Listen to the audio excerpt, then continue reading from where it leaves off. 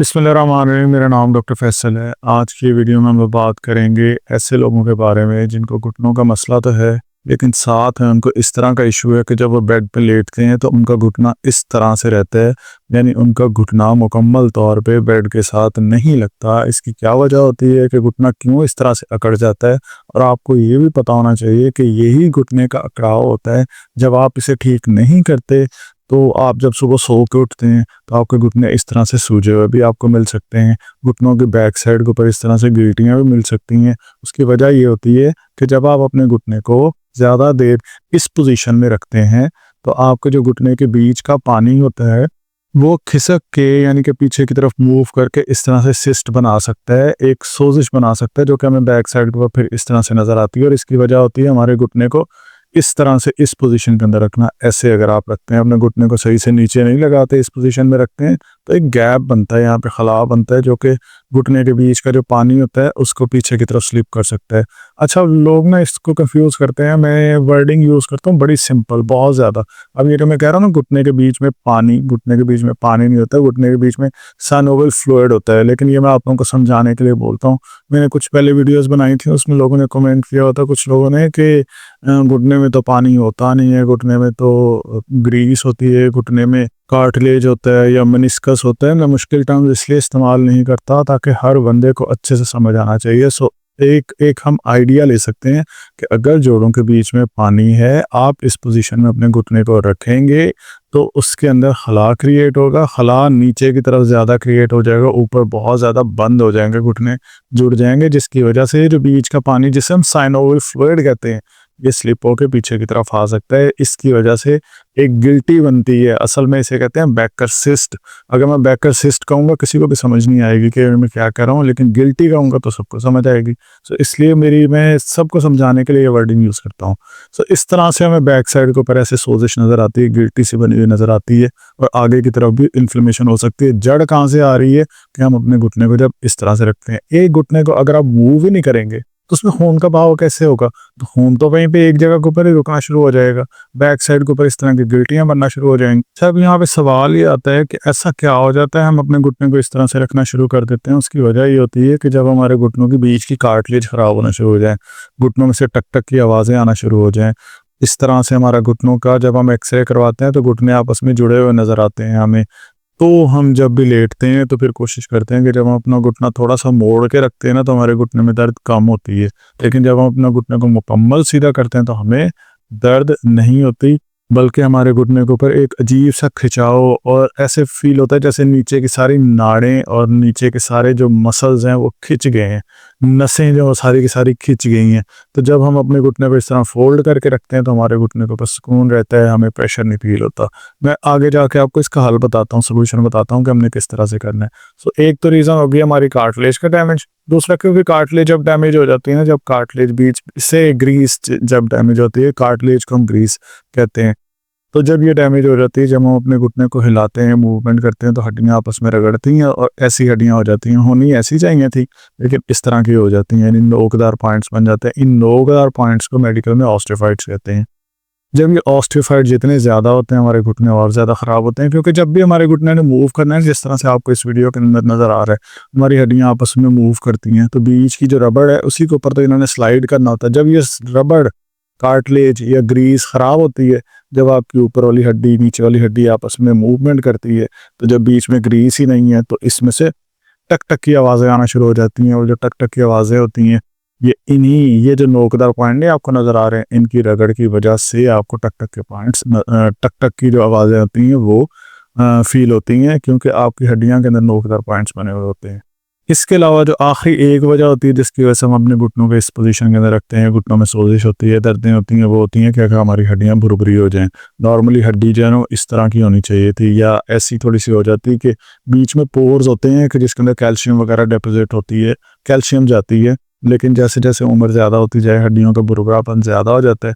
इसे हम मेडिकल में कहते हैं ऑस्टियोपोरोसिस। पोर मतलब होता है सुराख, ऑस्टियो मतलब होता है हड्डी।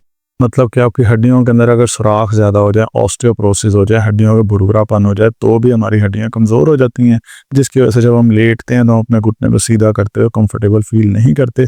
اور ہم اپنے گھٹنے کو موڑ کے رکھتے ہیں. زیادہ دیر اس طرح سے موڑنے کی وجہ سے بھی ہمارے گھٹنوں کے اندر سوزش، گلٹیاں، اس طرح کی چیزیں بنتی ہیں اور گھٹنوں میں دردیں بھی زیادہ ہوتی ہیں. اب سوال آتا ہے کہ اگر ایسا مسئلہ ہو جائے اسے ٹھیک کس طرح سے کرنا ہے؟ بالکل آسان طریقہ ہے، سمپل طریقہ ہے جو کہ آپ نے گھر میں کرنا ہے. بڑے لوگ اس کے اندر انجیکشن، ٹیکے، دوائیاں کھا رہے ہوتے ہیں، لیکن آپ نے یہ اچھا پتہ ہے ایک چیز سمجھنے والی ہے کہ یہ جو چیز ہے نا یہ آپ کے سسٹمیٹک نہیں ہے.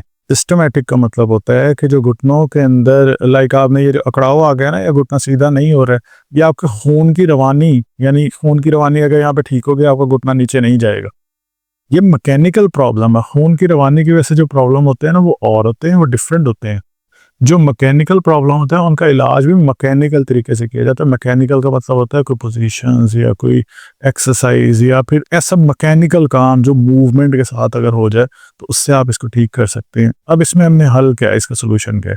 سب سے پہلا سلوشن ہے کہ آپ نے نا اس پوزیشن کے اندر 10 منٹ کے لیے لیٹا کرنا ہے. اچھا اب اکثر لوگ جن کو کمر کے دردوں کا مسئلہ ہونا ان کے لیے 10 منٹ تو بہت زیادہ ہے. آپ پہلے دن صرف اور صرف 2 منٹ کے لیے لیٹ جائیں. اس پوزیشن میں لیٹنا ہے، تکیے یہاں تک رکھنے ہیں، یہ آپ کی اینکل ایلیویشن ہوگی. یہ آپ رکھیں گے نا، ایک تو یہاں پہ خون کا بہاؤ امپروو ہو جائے گا.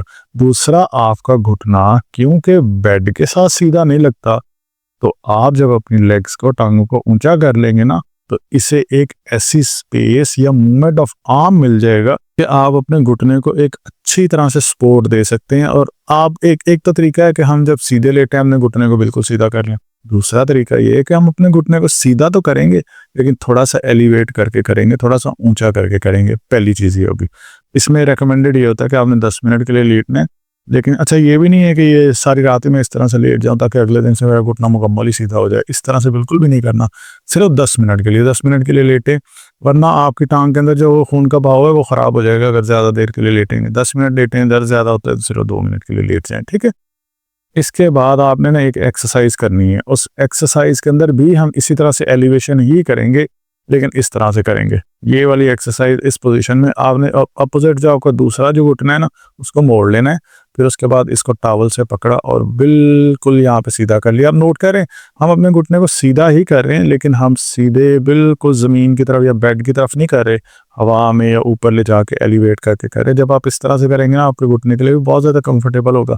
اچھا اگر نا آپ کے گھٹنے میں بہت زیادہ مسئلہ ہے، گھٹنوں کے 4 سٹیج کا کارٹلیج لاس ہے، تو پھر آپ کسی کی مدد لیں گے. وہ آپ کی ٹانگ کو اس طرح سیدھا اٹھا دیں گے لیکن گھٹنے کو موڑنے نہیں دیں گے.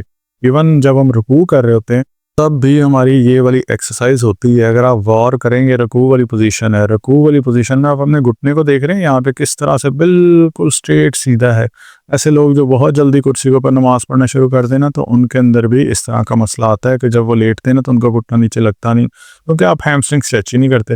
میں آپ کو یہ جو ابھی ایکسرسائز کروا رہا ہوں نا یہ والی، یہ ایک قسم کا رکوع ہی کروا رہا ہوں لیکن میں آپ کو لٹا کے کروا رہا ہوں. موومنٹ میں وہی کروا رہا ہوں جو ہم رکوع میں کرتے ہوتے ہیں.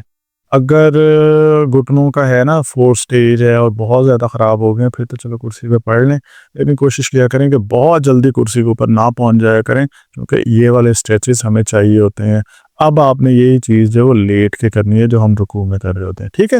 پہلی یہ ہوگی پوزیشن، دوسری یہ والی اسٹریچنگ. اچھا یہ اب 10 منٹ نہیں کرنی، یہ صرف 10 سیکنڈ کے لیے کرنی ہے. 6 سے 7 دفعہ آپ لوگ کریں، آپ کو بہت زیادہ فائدہ ہوگا. خود کرتے ہوئے اگر مشکل ہو رہی ہے تو کسی کی ہیلپ لے لیں آپ. ٹھیک ہے. اس کے بعد تیسری ایک آخری ورزش ہوگی، وہ سمپل سی ورزش ہے. سیدھے لیٹ کے اس طرح کی بال لیں، گھٹنے کے نیچے رکھیں اور آپ کا گھٹنا اسی طرح مڑا ہوا ہے نا تو اس کے نیچے ایک موٹی سی بال رکھ کے اس کو زور سے دبائیں. 10 سیکنڈ کے لیے ہولڈ کریں. 6 سے 7 دفعہ یہ والی ورزش کرنی ہے. یہ بھی آپ کے گھٹنے کو سیدھا کرنے میں بہت زیادہ ہیلپ فل ہوگی، گھٹنے کے اکڑاؤ کو کم کرنے میں ہیلپ فل ہوگی. دوسرا اب امپورٹنٹ چیز ہے کہ جب آپ کو اس طرح کا مسئلہ ہے، گھٹنے کے اکڑاؤ کا مسئلہ ہے، گھٹنا سیدھا نہیں ہو رہا ہے یا گھٹنے میں سوزش کا مسئلہ ہے، تو آپ نا ساری رات اس طرح سے لیٹ نہ جایا کریں. جب آپ لیٹے ہوئے ہوتے ہیں تو ایسے بیچ میں خلا نہ چھوڑا کریں. جب آپ خلا چھوڑتے ہیں نا تو پھر آپ کے گھٹنوں میں اور زیادہ پریشر آتا ہے، آپ کے پٹھوں میں اور زیادہ کھچاؤ آتا ہے. سو اس کا بہترین طریقہ یہ ہے کہ جب آپ نے رات کو سونا ہے تو آپ کے گھٹنوں کے نیچے ایک تکیہ لازمی ہونا چاہیے. نرم سا تکیہ رکھیں تاکہ یہ جو سپیس یہاں پہ بنی ہے نا، خلا بنا ہے، اس کو ہم فل آؤٹ کر سکیں. نمبر 2 آپ نے جب کروٹ میں لیٹنا ہے تو اپنے گھٹنوں کے درمیان میں تکیہ رکھیں گے لازمی. تو اس پوزیشن کے اندر آپ نے لیٹ جانا ہے. سو جب بھی سونا ہے تو یہ آپ کی پوزیشن ہوگی. اس کے علاوہ آپ نے کچھ ایسے کھانے ہیں کہ جس سے یہ کارٹلیج بننا شروع ہو جائے. अब वो कौन से खाने हैं? कार्टिलेज के लिए हम खाएंगे हड्डियों का शोरबा, जिसमें कोलेजन ही कोलेजन होता है। कोलेजन बेहतरीन होता है जो कि हड्डियों के लिए इंपॉर्टेंट होता है। ठीक है, नंबर 2 हमारे पास है, मैंने आपको शुरू में रीजन बताए ना कि कार्टिलेज के लॉस की वजह से मसला होता है। इसके लिए हमने खानों में क्या खाना है? हमने कोलेजन खाना है। कोलेजन के लिए हड्डियों का शोरबा या हड्डियों की यखनी रिकमेंडेड होती है। नंबर 2 आपको हड्डियों की कमजोरी का मसला है, हड्डियों की कमजोरी के लिए रिकमेंडेड होता है कि आपने कैल्शियम लेना है। कैल्शियम के सप्लीमेंट्स लेने के बजाय या फिर डायरेक्टली सप्लीमेंट्स की तरफ जाने के बजाय ऐसे लोग जिनको डॉक्टर्स ने बताया ना वो आप लोग कंटिन्यू रखेंगे। मैं सिर्फ आपको सजेस्ट कर रहा हूँ कि क्या क्या चीज़ें आपने ले सकते हैं। तो ये जो सफ़ेद तिल होते हैं, सफ़ेद तिल के अंदर हमें मिलता है कैल्शियम, आप इसका इस्तेमाल कर सकते हैं। इसके अलावा जो ये सोजिश वाला मसला है, इसके लिए हमने फिर इस्तेमाल करना है सोजिश को हम इन्फ्लेमेशन कहते हैं, तो हम एंटी इन्फ्लेमेटरी खाने खाएंगे, जिसमें टॉप के ऊपर है अलसी का बीज, जिस पे ऑलरेडी मैं बहुत सारी डिटेल में वीडियोस बना चुका हूँ। सो इस इन्फ्लेमेशन के लिए अलसी के बीज, हड्डियों की कमज़ोरी के लिए सेसमे सीड यानी सफ़ेद तिल, और हमारी कार्टिलेज या ग्रीस की खराबी के लिए हम इस्तेमाल करेंगे जो हड्डियों का शोरबा है उसको। बाकी आपकी सोने की पोजीशन होंगी, 3-4 आपको मैंने एक्सरसाइज बताई हैं, ये वाली पोजीशन आप 10 मिनट के लिए बनाएंगे। आप देखेंगे कि आपको वाज़ेह फ़र्क नज़र आएगा कुछ अरसे के अंदर। ये जो घुटना अकड़ा हुआ रहता है ये काफ़ी हद तक कम हो जाएगा। बाकी अगर आपको कोई भी सवाल है आप नीचे कमेंट्स में पूछ सकते हैं। मुल्तान से तो मेरे क्लिनिक पे आ सकते हैं। मुल्तान के अलावा अगर किसी और शहर से हैं तो आप व्हाट्सएप पर रब्ता करके मेरे साथ डायरेक्टली वीडियो कंसल्टेशन कर सकते हैं, जिसमें आप अपने एक्सरेज और अपने इश्यूज़ डिस्कस कर सकते हैं। उसके अकॉर्डिंग मैं आपको गाइड कर दूंगा। अगर आपने देखना है कि घुटनों की ग्रीस के लिए आपको कौन सा डाइट प्लान फॉलो करना चाहिए, कौन सी ऐसी खुराक है जो कि घुटनों की कार्टिलेज या ग्रीस को बना सकती है, इस पर मैंने बड़ी डिटेल में एक वीडियो बनाई है जो मैं साइड पे पिन कर रहा हूँ। इसको क्लिक करके आप वो वीडियो देख सकते हैं।